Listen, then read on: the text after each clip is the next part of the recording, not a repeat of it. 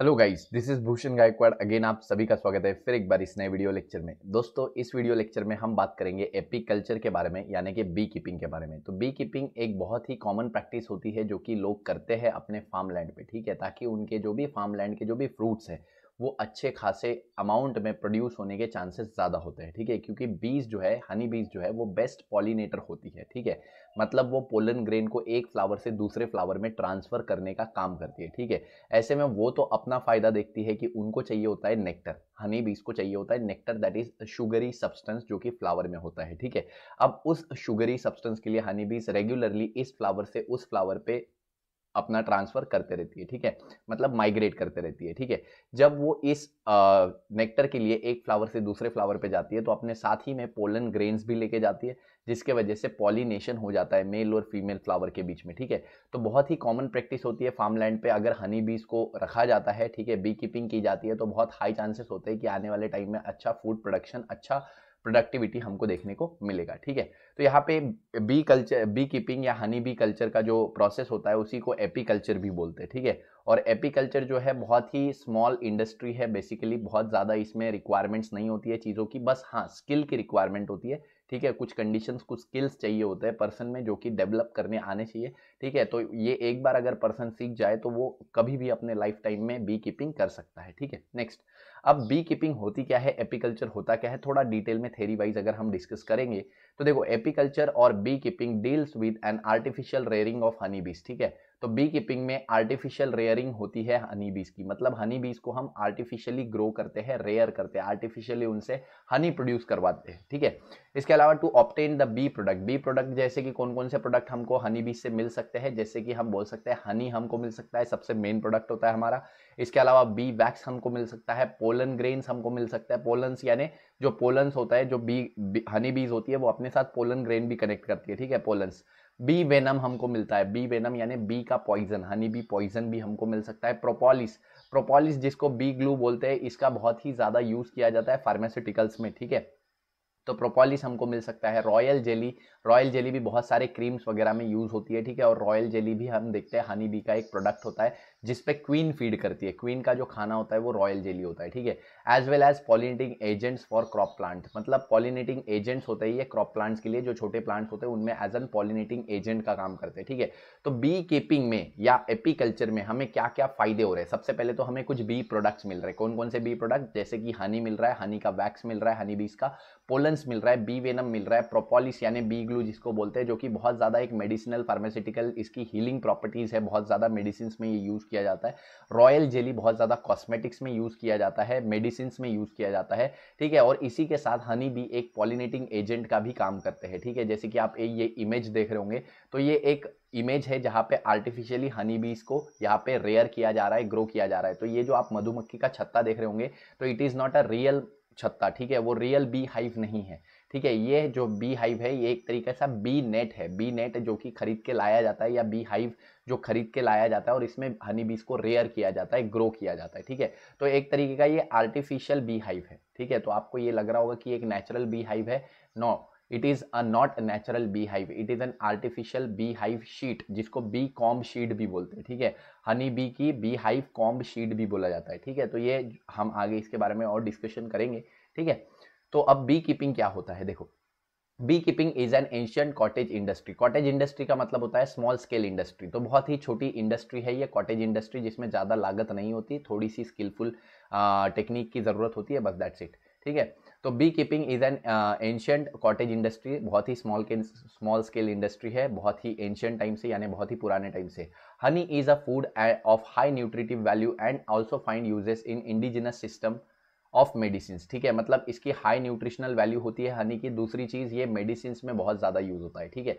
तो हनी, हमको सभी को पता है कि हनी के बहुत सारे फायदे हैं, ये कॉस्मेटिक्स में यूज होता है, ये मेडिसिन में यूज होता है, ये न्यूट्रिशन में यूज होता है। तो हनी भी हैज अ वैरायटी ऑफ क्या बोल सकते हैं, यूजेस, ठीक है।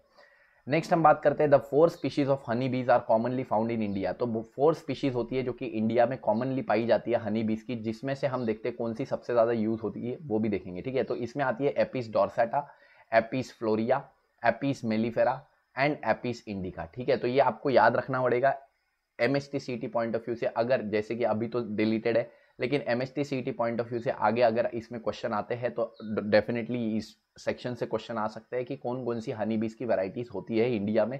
तो Apis dorsata, Apis mellifera, Apis florea and Apis indica, ठीक है। इसमें से हम देखते हैं कि एपिस इंडिका और एपिस मेलिफेरा को सबसे ज्यादा यूज किया जाता है for bee production. Apis indica and Apis mellifera are most commonly used for the honey bee production in India, ठीक है। इसके अलावा देखो why are honey bees are called as a best pollinator. Honey bees जो है वो regularly हमें पता है कि वो नेक्टर कलेक्ट करते रहता है, ठीक है। उनका रेगुलर वर्क होता है नेक्टर कलेक्ट करना, इसलिए उनका रेगुलर वर्क होता है कि वो इस फ्लावर से उस फ्लावर पे जो है वो माइग्रेट करेंगे, ठीक है। तो इस तरीके से हम बोल सकते हैं कि वो रेगुलर बेसिस पे एक फ्लावर से दूसरे फ्लावर पे जाते रहते हैं फॉर गेटिंग द नेक्टर, और इसी वजह से वो बेस्ट पॉलिनेटर होते हैं, ठीक है।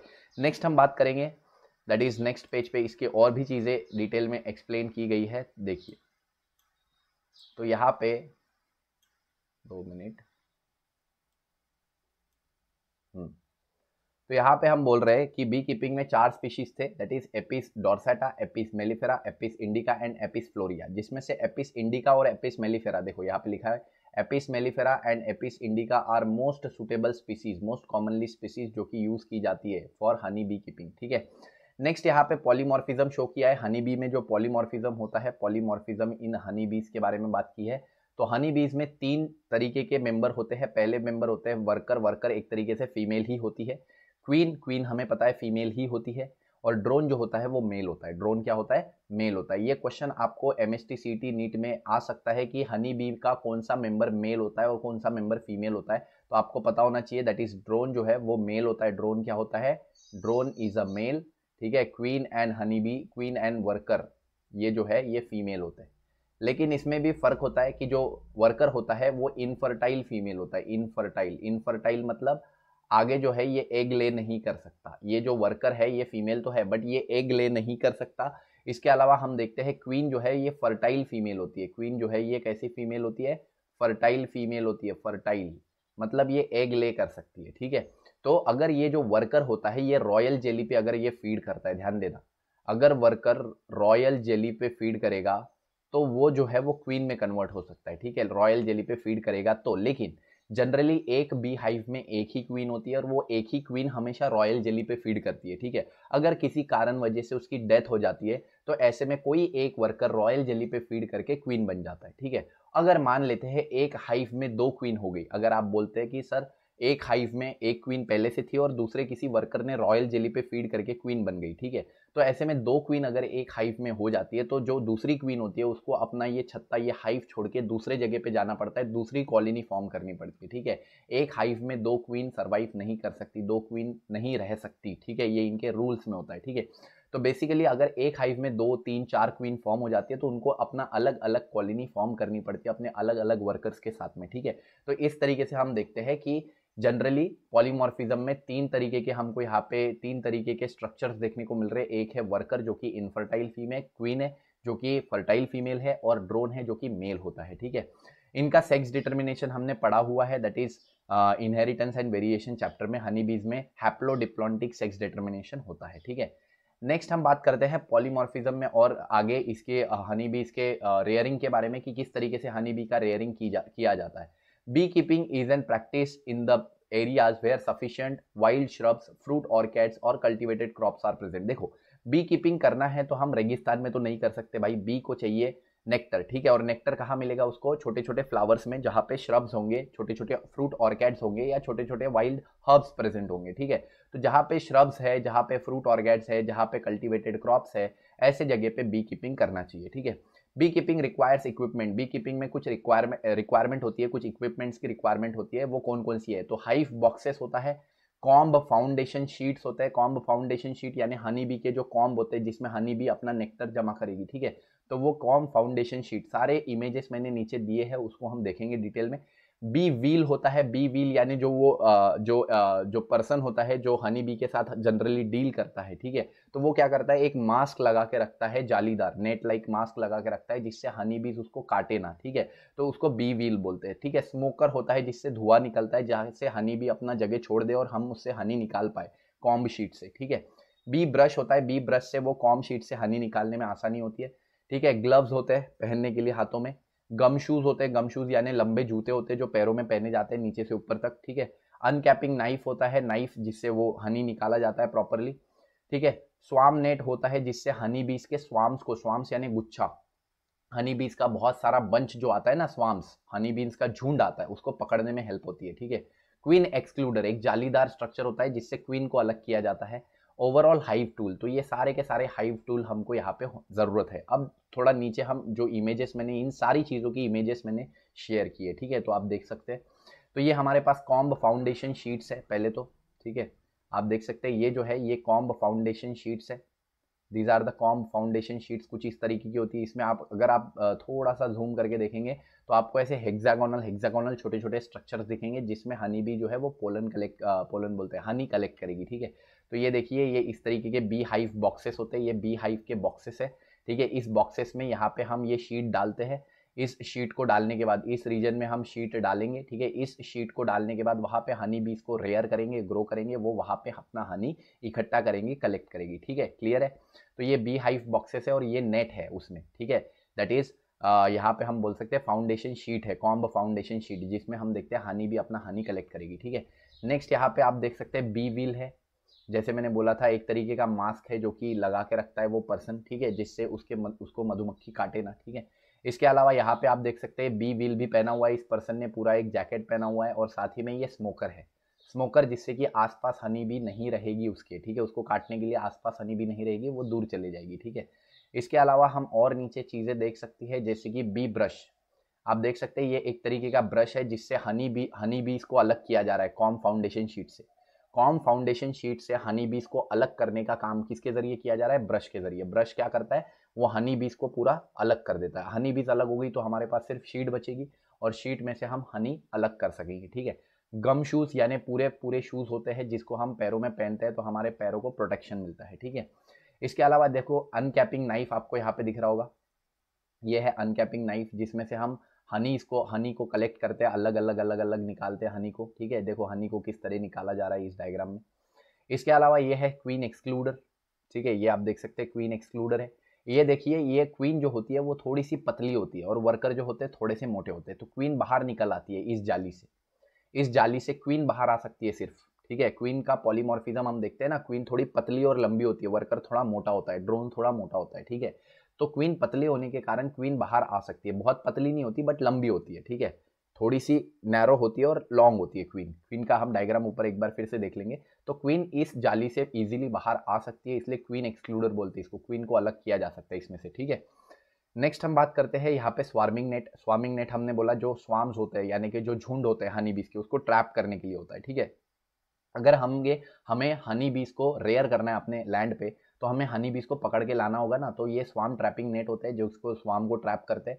इसके अलावा ये स्वार्म ट्रैप बी ट्रैप अलग से होते हैं, ठीक है, जो कि बना के लगाए जाते हैं, ठीक है। मिट्टी के बी ट्रैप्स होते हैं जो बना के पेड़ों पे लगाए जाते हैं, हनी बीज इसके तरफ अट्रैक्ट होती है, ठीक है, और फिर उसको कैच करके अगेन हम अपने लैंड पे इनको कल्चर कर सकते हैं, ठीक है।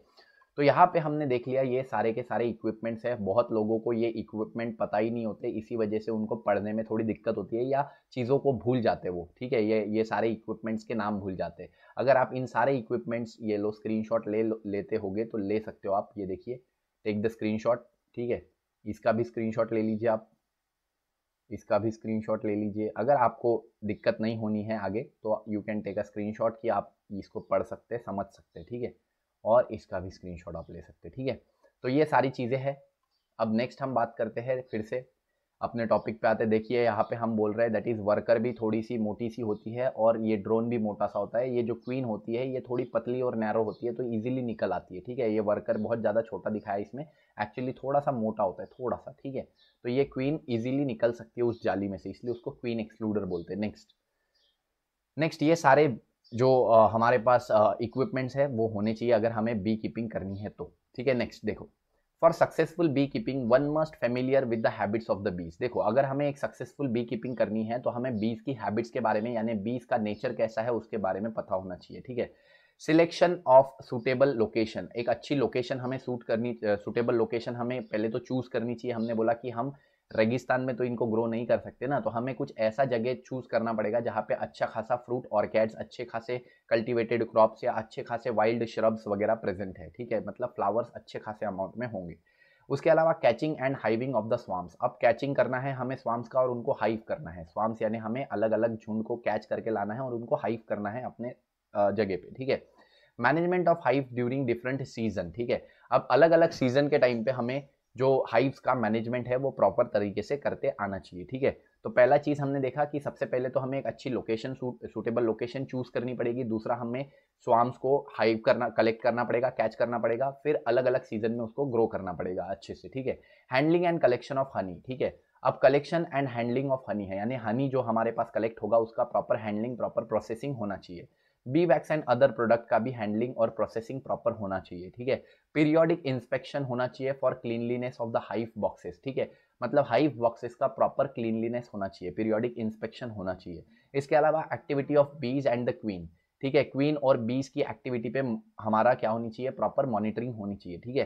Conditions of brood, provision of water is very much necessary, ठीक है। ब्रूड मतलब जो नए नए लार्वेज, वर्कर बीज प्रोड्यूस हो रही है, उनकी कंडीशंस में मॉनिटरिंग होनी चाहिए, अच्छा वाटर सप्लाई रेगुलर बेसिस पे होना चाहिए, ठीक है। अब इसके बाद हम देखते हैं कि कौन कौन सी जगह पे हनी बीज को सबसे ज्यादा यूज किया जाता है। Many Indian crop field need services of honey बीज एज अ पॉलिनेटर, ठीक है। तो बहुत सारी ऐसी क्रॉप फील्ड होती है, मतलब किसान ऐसे ऐसे फूड प्रोडक्ट्स ग्रो कर रहा है, तो वहां पे बहुत ज्यादा हनी बीज की रिक्वायरमेंट होती है। जैसे कि हम बोल सकते हैं सनफ्लावर की जो खेती होती है उसमें हनी बीज की रिक्वायरमेंट होती है। मस्टर्ड की जो खेती होती है, मस्टर्ड का जो फार्मलैंड और क्रॉप प्रोडक्शन है, उसमें हनी बीज की रिक्वायरमेंट होती है।